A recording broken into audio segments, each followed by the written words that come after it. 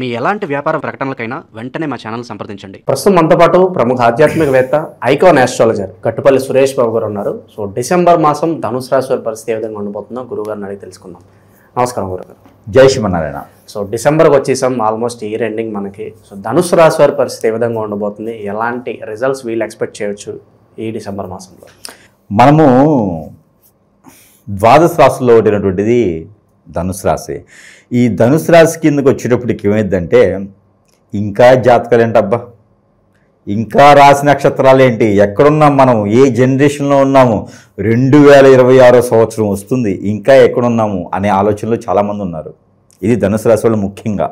కానీ తల్లి, తండ్రి, గురువు, దైవం ఎంతైతే ఇంపార్టెంట్ ముఖ్యం ఉందో అది ఇంకొక 10 జన్మలైనా, ఇంకొక 10 తరాలైనప్పటికీ కూడా అది అట్లనే వాల్యూ ఉంటుందని నేను అనుకుంటా ఉన్నాను. అంటే ఎప్పుడో మనకి 2 లక్షల సంవత్సరాల క్రితం జరిగినటువంటి ఐడియల్ ఏదైతే ఉందో, రాముల వారి యొక్క స్టోరీ, రామాయణం ఏదైతే ఉందో ఇప్పటికీ మనం ఐడియల్గా చూసుకుంటా ఉన్నాం. అదేవిధంగా ఇంకొక 10 తరాల తర్వాత కూడా తల్లిదండ్రి, గురువు, దైవమైనటువంటి విలువలు, గొప్ప విషయాలు ఇంకా ఉంటాయని నా నమ్మకం. మనం ఉండకపోవచ్చు, విలువలు అలానే ఉంటాయి అని నా నమ్మకం. అలాంటి వాటిని కూడా కాపాడేటువంటి శక్తియుక్తులు ఉన్నాయంటే కొన్ని రాశుల వాళ్ళ వల్లనే. అందులో ఒకటి ధనుసు రాశి.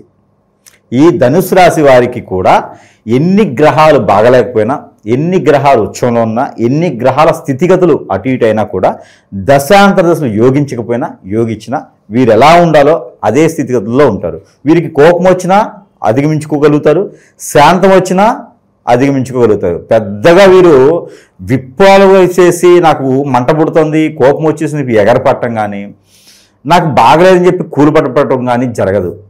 స్టెబుల్గా ఉంటారు. 10 సంవత్సరాల తర్వాత చూడండి ఇలానే ఉంటారు.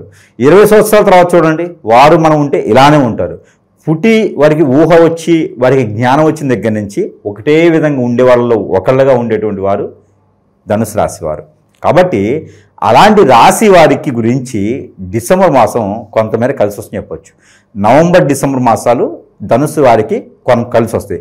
మార్చి, ఫిబ్రవరి కూడా కలిసి వస్తుంది.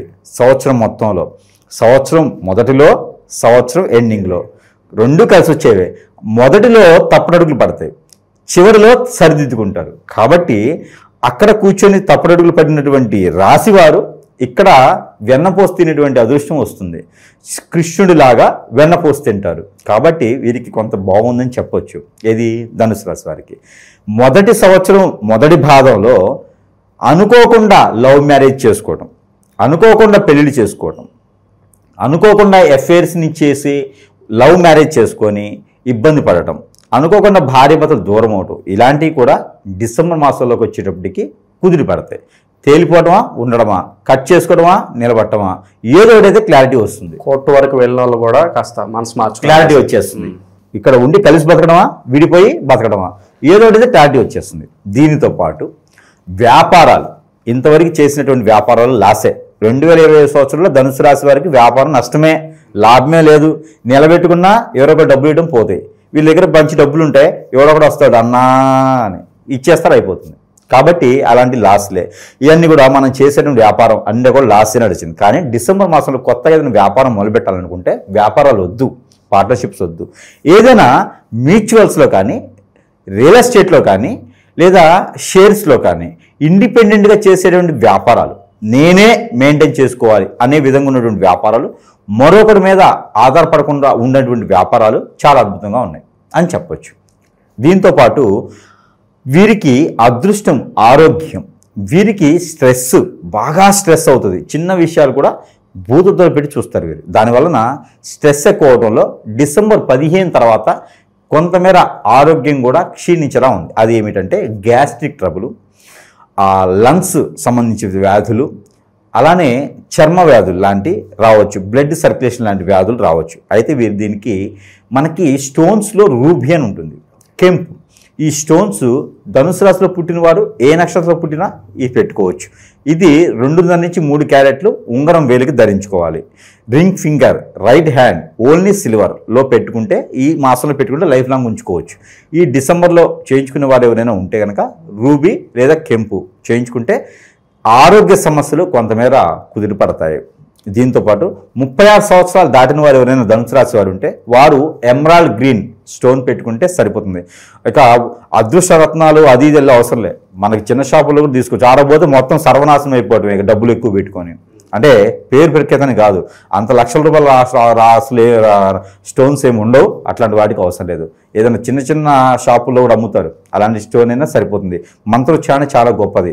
స్టోన్ తీసుకొని మనకు ఫోన్ చేస్తే మంత్రం చేస్తాం, అదే పవర్ఫుల్ ఉంటుంది. దాంతోపాటు వీరికి విదేశీయానం ప్రయత్నం చేయొచ్చు. ప్రయత్నం చేస్తే జనవరి 17వ తారీఖు తర్వాత ఖచ్చితంగా విదేశాలకు వెళ్ళిపోతారు. ఎలాంటి చిన్న చిన్న అవకాశాలు కూడా వీరిని విదేశాలు తీసుకెళ్లాలంటే కనిపిస్తుంది, కాబట్టి ప్రయత్నం చేయాలి. ఇక వీరికి వస్త్ర లాభం కనిపిస్తుంది. ఎవరో వచ్చి పిలిచి వీరికి బట్టలు పెట్టవచ్చు. ఎందుకు బట్టలు పెడతారో కూడా అర్థం కాదు, కానీ బట్టలు పెడతారు. అదేంటో కొత్తగా ఉంటుంది అనమాట. వీరికి మొహమాటం కొట్టక ఏదో కార్యక్రమానికో ఫంక్షన్కో ఈవెంట్స్కో పిలుస్తారు. అలానే ఇప్పుడున్న రేవు పార్టీలకి అయితే వెళ్ళకండి. పిలిచారు కదా అని ఇప్పుడు అమ్మ మాట నిజం చేయాలని చెప్పేసి పిల్లల్ని కిడ్నాప్ చేసినట్టుగా వీళ్ళు పోయేసి గురుగారు పార్టీ అని చెప్పాడు అని చెప్పి రేవు పార్టీలకు వెళ్ళారనుకో, లేనిపోయింది గురుగారు చెప్పారు అంటారు. అట్లా కాదు, ఏదైనా చిన్న చిత్తగా ఇళ్లలో చేసుకునేటువంటి కిట్టి పార్టీలో లేకపోతే ఏదైనా ఫంక్షన్ కార్యక్రమాలు ఉంటాయి కదా, అలాంటి వాటిలో పాల్గొనేది ఉంటుంది. అప్పుడే అబ్బాయిని చూసి అమ్మాయికో, అమ్మాయిని చూసి అబ్బాయికో పెళ్లిళ్ళు కుదిరేసి అక్కడ బట్టలు పెడతారు. ఆ విధంగా చెప్పాను, అంతేగాని బట్టలు ఎందుకు పెడతారని గురుగారు అని చెప్పి అంటారు మళ్ళీ. అట్లాగా ఏదైనా శుభకార్యాలు పిలిచేసి వీరిని సన్మానించేటువంటి అదృష్టం అవకాశం కనిపిస్తుంది. వీరు చేసేటువంటి వర్కులకి గుర్తింపు లభిస్తుంది. అది చెప్పాలి మనం. ఓకే, ఇది వీరి క్లారిటీ కోసం. కాబట్టి అలాంటివి కనిపిస్తున్నాయి. కాబట్టి దానికి తగ్గట్టుగా వీరు పెద్ద తరహాగా ప్రికాషన్స్ తీసుకుంటే అన్యూన్యంగా అన్ని రకాల బాగుంటుంది. దీనితో పాటు ఇప్పుడు మనకి ఇంకోటి ఏంటంటే బ్యాంకింగ్ సెక్టార్స్ కానీ ఫైనాన్స్ సెక్టర్లో కానీ ఎవరిది రికమెండేషన్ లేకుండా జాబ్ కోసం వెళ్తే చాలా బాగుంటుంది. కాబట్టి ఆ మేర ప్రయత్నం చేయొచ్చు.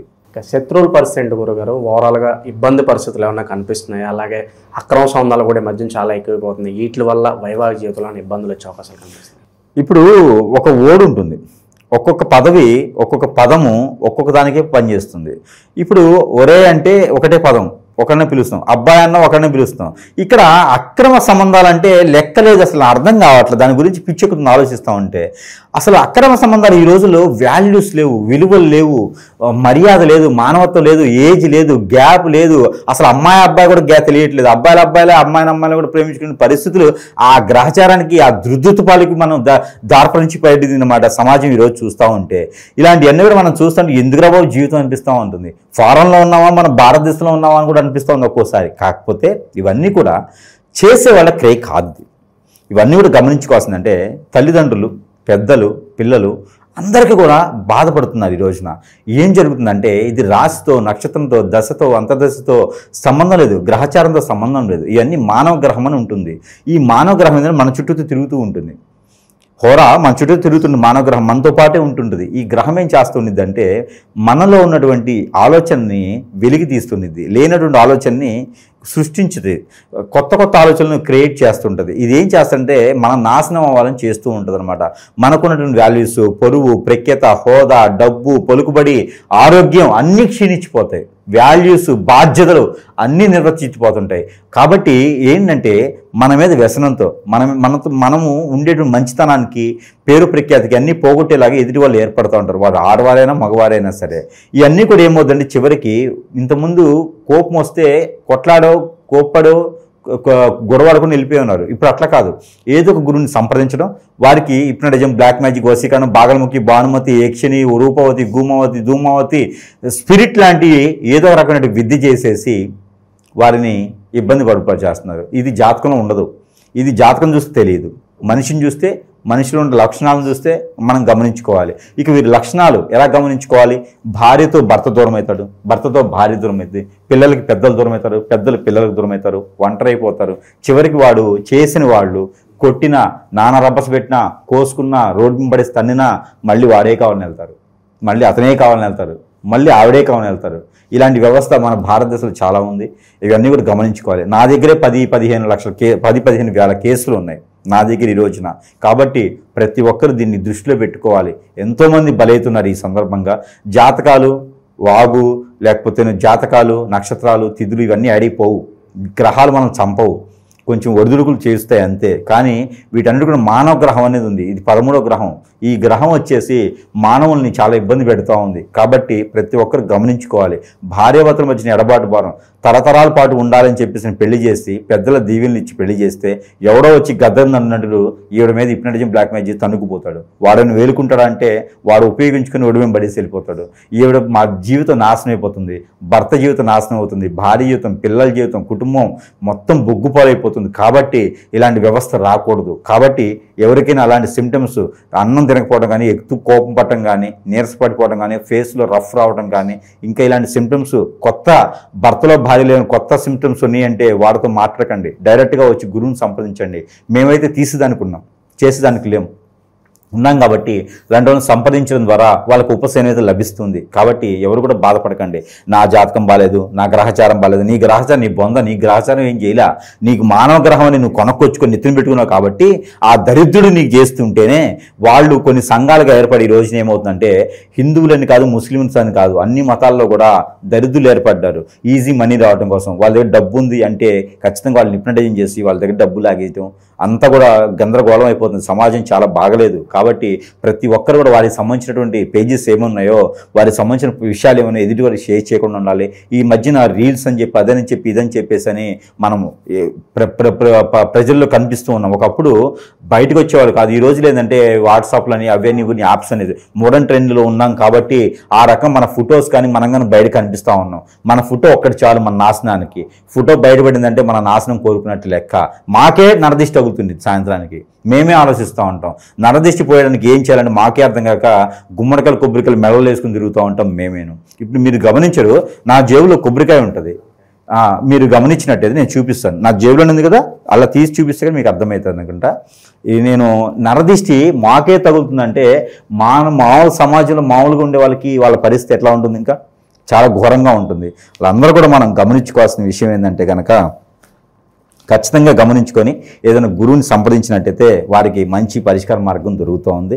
అలానే ఇది చూడండి, ఇలాంటి మన దగ్గర లభ్యపడుతూ ఉంటే ఎవరికైనా కావాలంటే కూడా నరదిష్టి నుంచి కాపాడుతుంది. మనకి ఎవరైనా చెడు చేయాలనే ఆలోచన ఉందనుకో, ఇలాంటి మన దగ్గర ఉన్నాయనుకో, ఆ చెడు చేయాలనే ఆలోచన దూరం అయిపోద్ది వాళ్ళకి. ఇదైతే ఒకటే ఉంది నా దగ్గర ప్రజెంట్. ఎవరికైనా కావాలని సంప్రదిస్తే కనుక ఖచ్చితంగా వారికి నేను తెప్పించి మంత్రోచ్చారణ చేసి, ఇది నేను పండించలేను, తెప్పించగలుగుతా. మంత్రోచ్చారణ చేసి వారి వద్దకి నేను చేర్చబడుతుంది అనమాట. ఇలాంటివన్నీ కూడా మన దగ్గర లభ్యపడుతూ ఉన్నాయి. కాబట్టి ఇంకా చాలా రకాలుగా ఉన్నాయి వారికి చూసుకోవడానికి. దాంతోపాటు ఇలాంటివన్నీ రాకుండా ఉండాలి. ఇక మన దగ్గర వస్తువులు చాలా ఉన్నాయి. ఇప్పుడు మీరు చూపించిన లాంటివి ఉన్నాయి. ఇకపోతే సోపు, ఎవరైనా భర్త భార్య దూరమైనారు, వారి మీద హిప్నటైజేషన్ జరిగింది, మందు పెట్టేశారని చాలామంది తెలుస్తుంది. కానీ ఏం చేయాలో తెలియదు. ఆ భర్త మాట వినడు, భార్య మాట వినదు, కానీ దగ్గర చేసుకోవాలి. కాబట్టి ఇలాంటి ఇంట్లో వాడుకునే వస్తువులు కూడా షాంపూస్, సోప్స్, హెయిర్ ఆయిల్, ప్రతి ఒక్క దాంట్లో మంత్రం ఉంటుంది. వాటి ద్వారా కూడా మామూలుగా మార్చొచ్చు మనిషిని. కాబట్టి అలాంటి మన వద్దగా ఇలాంటివి చాలా ఉన్నాయి. ఏదైనా వారికి ఉన్నటువంటి సమస్యను మనకు తెలియజేయగలిగితే ఇలాంటి వస్తువుల ద్వారా మనము వారి వద్దకు చేర్చి సరసమైన ధరల్లో వారి వద్దకు చేర్చి వారు మళ్ళీ జీవనం కొనసాగించేలా మనం చేయవచ్చు. దీంతోపాటు ఇక మనకి జీవితంలో ఏది ఎదురు రాదు. ఉంగరం, దీనికి యంత్రాలు ఉంటాయి 3 వెనక పక్క. ఈ ఉంగరంతో వారి జీవితం ఇక సర్వము బాగుపడ్డట్టే. ఎలాంటి విపత్తులకు కానీ ఎలాంటి చెడు వ్యసనాలకు కానీ బానిస అవ్వరు. ఇలాంటిది పెట్టుకుంటే చాలు జీవితంలో. ఇలాంటిదే కాకుండా స్ఫటిక, మన మైండ్ కానీ స్ట్రెస్ కానీ బాగుండాలనుకుంటే స్ఫటిక, ఇది కూడా ధరించుకోవచ్చు. దీనితో పాటు వైజయంతి, మన భార్యాభర్తల మధ్య ఎడబాటు భారం ఉందంటే కనుక పెళ్ళి అవ్వట్లేదు, పెళ్ళైనా పిల్లలు పుట్టట్లేదు, ఇది వైజయంతి మనం ధరిస్తే ప్రేమ, అనురాగం, ఆప్యాయత, మానవత్వం, అన్నీ బంధం, బాంధవ్యం, విలువలు, వాల్యూస్ అన్నీ కూడా ఏర్పడతాయి ఈ ఒక మాల్లో. ఎదుటి వాళ్ళు మనల్ని అట్రాక్ట్ చేస్తారు, బాగుంటుంది. కాబట్టి ఇలాంటివే కాకుండా అష్టదిబ్బందులు, ఇంటికి అయ్యేటువంటి నెగిటివిటీ, ఇవన్నీ కూడా చాలా బాధాకరంగా ఉంటాయి, బాధగా ఉంటుంది. కాబట్టి ఇవన్నీ కూడా మన దరి చేరకుండా ఉన్నంత వరకు మాత్రమే ఆ తర్వాతనే మనం బాగుపడే లక్షణం. ఇవన్నీ జాతకాల్లో ఉండవండి. జాతకాలు చూసుకుంటే సరిపోదు. నాకు లాస్ట్ ఆస్తిలో నష్టమైందని జాతకం చూస్తుంటే జాతకం ఏం తెలుస్తుంది? జాతకం చూయించుకునే దగ్గర చూయించుకోవాలి. కాబట్టి ఇలాంటివి కూడా చేసుకోవాలి. వీటితో పాటు దేవుని అనుగ్రహం కూడా ఖచ్చితంగా కావాలి.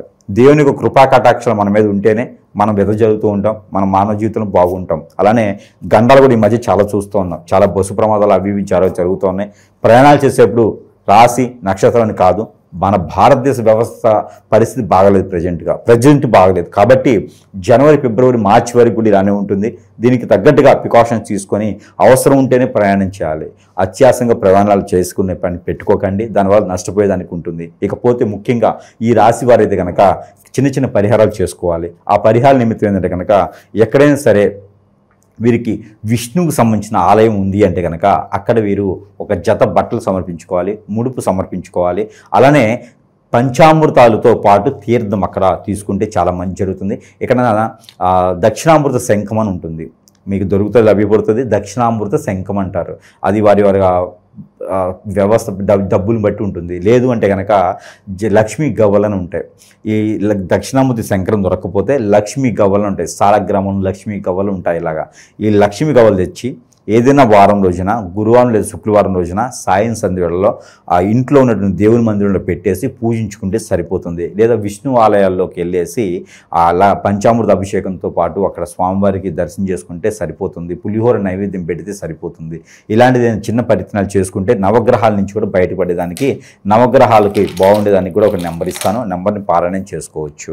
నవగ్రహాల నుంచి బయటపడడానికి 8355-682 ఈ నెంబర్ని 190 టైమ్స్ పారాయణం చేసుకోవాలి. చేతులు ఏదన్నా పల్లీలు కానీ, బఠానీలు కానీ, శనగ ఏదైనా పెట్టేసుకొని ఒక 5 గింజలు పెట్టుకొని పారాయణం చేసుకొని అవి భుజించినట్టయితే అన్ని రకాల రుగ్మతలు తొలగిపోతాయి. అలానే వీరు ప్రతిరోజు వంటలో ఆలివ్ ఆయిల్ వంటలో వాడుకుంటే చాలా మంచిది. ఈ రాశి వారు కనుక వారికి గ్యాస్ట్రిక్ ట్రబుల్ అంతా కూడా తగ్గుతుంది. ఉదయాన్నే లేచేసి కొంచెం ఆముదం కానీ, కొంచెం మస్టర్డ్ ఆయిల్ కానీ నోట్లో వేసుకుంటే 2 డ్రాప్స్ వీరికి అన్ని రకాల రుగ్మతలు కూడా కొంతమేర తొలగిపోతాయి. ఇంకేదైనా సమస్య ఉంటే గురువుని సంప్రదించవచ్చు. నాలాంటి వారైతే ఇలాంటివన్నీ చేసేదానికి ఉండదు, తీసేదానికి మాత్రమే ఉంటుంది. కాబట్టి ఎక్కడికి వెళ్ళి కోట్ల రూపాయలు నష్టపోవద్దు, ఇబ్బంది పడవద్దు. ఏదైనా ఉంటే సంప్రదించవచ్చు.